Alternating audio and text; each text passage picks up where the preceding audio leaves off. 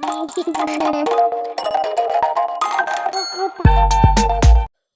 की कहानी 3 अनोखे सवाल। ये कहानी है बीरबल के शुरुआती दिनों की, जब उनके पास बादशाह अकबर के दरबार में कोई उच्च पद नहीं था। एक बार बादशाह अकबर अपने दरबार में अपने मंत्रियों के साथ विचार विमर्श कर रहे थे। तभी बीरबल भी अपने बेटे के साथ दरबार में आए। बीरबल के साथ उनके बेटे को देखकर बादशाह अकबर के मंत्री अजमल ने बीरबल और उनके बेटे को सबके सामने नीचा दिखाने की सोची। हुजूर, कल रात जब मैं सो रहा था तो मुझे एक सपना आया। उसमें मैंने देखा कि बीरबल तो बहुत बुद्धिमान है, लेकिन उनका बेटा बहुत ही नालायक। ये देखकर तो मैं बहुत डर गया। मुझे लगा कहीं ये सपना सच ना हो। अगर आपकी इजाजत हो तो मैं बीरबल के बेटे से कुछ सवाल पूछना चाहता हूँ, ताकि मेरा ये भ्रम टूट जाए।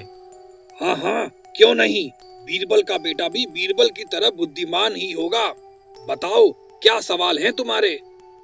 हुजूर, मेरा पहला सवाल ये है कि भगवान कहाँ रहते हैं। मेरा दूसरा सवाल है कि हम भगवान को कैसे पा सकते हैं। और मेरा तीसरा सवाल ये है कि भगवान करते क्या हैं। अजमल का ये सवाल सुनकर सभी दरबारी असमंजस में पड़ जाते हैं। बेटा, क्या तुम अजमल के इन सवालों के जवाब दे सकते हो? हाँ हाँ हुजूर, ये तो बहुत ही सरल सवाल है। बस आप थोड़ा सा दूध, चीनी और दही मंगवा दीजिए। फिर बादशाह के हुक्म से सारी चीजें दरबार में पेश कर दी गई। फिर बीरबल के बेटे ने दूध में चीनी को डालकर अच्छे से मिला दिया और अजमल से पूछा, क्या आपको दूध में चीनी दिखाई दे रही है? नहीं। भगवान भी दूध में मिली हुई इस चीनी की तरह सभी जीवात्मा के अंदर मौजूद हैं। फिर दूसरे सवाल के लिए उन्होंने दही का इस्तेमाल किया और अजमल से पूछा, क्या आप इसमें से मक्खन ढूंढ सकते हैं? नहीं नहीं, क्योंकि मक्खन तो दही को मथने पर ही निकलेगा।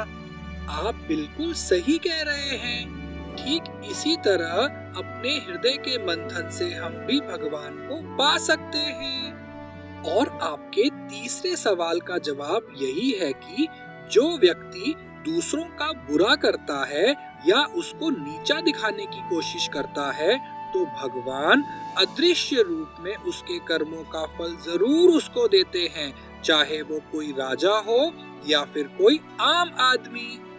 बीरबल के बेटे का ये जवाब सुनकर अजमल को अपनी गलती का एहसास हो गया और दरबार के सभी लोगों को भी समझ आ गया था कि अजमल ने सपने के बारे में झूठ बोला था।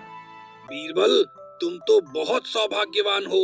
तुम्हारा बेटा बिल्कुल तुम्हारी तरह ही बुद्धिमान है। उम्मीद है अजमल, अब तुम्हारा भ्रम टूट गया होगा, क्यों? हाँ हाँ हुजूर, अब कोई संदेह नहीं। फिर सभी ने बीरबल के बेटे के लिए तालियां बजाई और उसकी बुद्धिमत्ता की प्रशंसा की। सालों पहले की बात है। होशियारपुर नाम का एक बहुत सुंदर गांव था। उस गांव में सभी लोग आपस में मिलजुल कर रहते थे। उस गांव के सरपंच का नाम धर्मवीर था। सभी लोग उनको ताऊ धर्मवीर कह के बुलाते थे। ताऊ धर्मवीर बहुत ही बुद्धिमान और नेक दिल इंसान थे। गांव के किसी भी व्यक्ति को कभी भी कोई भी परेशानी आ जाती तो उसके समाधान के लिए वो ताऊ धर्मवीर के पास ही जाते और ताऊ अपने उम्र के तजुर्बे और तेज बुद्धि से बड़ी समस्या का समाधान चुटकियों में कर दिया करते। उसी गांव में सुनार की एक बहुत बड़ी दुकान थी और उस दुकान के मालिक का नाम प्यारे था। दूर दूर के गांव से भी लोग प्यारे सुनार की दुकान से गहने खरीदने आया करते थे, क्योंकि प्यारे सुनार के गहनों की डिजाइन यूनिक और दाम भी सस्ते थे। इस वजह से सुनार की काफी अच्छी आमदनी हो जाती थी। सुनार ने अपनी दुकान में 3 कारीगर भी रखे हुए थे, जिनको प्यारे समय पे सैलरी दिया करता था और उनसे बहुत अच्छा व्यवहार करता था। जब दिवाली या किसी और त्योहार के मौके पर दुकान में ज्यादा बिक्री होती तो वो बिना कहे अपने तीनों कारीगरों को उचित इनाम भी दिया करता था। जल्द ही दिवाली आने वाली थी, तो एक दिन प्यारे बिक्री के लिए एक थैले में बहुत सारे हीरे लेकर आया और उसने हीरे को अपनी दुकान के लॉकर में रख दिया। 1-2 दिन बीत जाने के बाद प्यारे सुनार ने जैसे ही हीरो को चेक करने के लिए अपना लॉकर खोला तो उसने पाया कि हीरे तो लॉकर में है ही नहीं।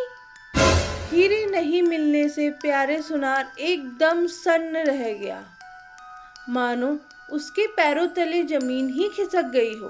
हीरे बहुत कीमती थे और अब वो गायब हो गए थे। प्यारे अपने तीनों कारीगरों से कहने लगा, अरे हीरे कहाँ गए? मैंने खुद यहीं पर रखे थे। मेरे और तुम तीनों के अलावा तो कोई भी इन्हें छू भी नहीं सकता था। सच सच बताओ, तुम तीनों में से हीरे किसने चुराए हैं? चोरी का नाम सुनते ही तीनों डर गए और एक दूसरे की तरफ देखने लगे। किसी ने भी हीरो के बारे में कुछ नहीं बताया और तीनों अपने आप को बेगुनाह बताने लगे। कारीगरों से सही जवाब नहीं मिलने से प्यारे बहुत ही दुखी हो गया और तुरंत वो सभी को लेकर सरपंच ताऊ धर्मवीर के घर की तरफ चल दिया। सरपंच के पास जाकर उसने सारी बातें बता दी।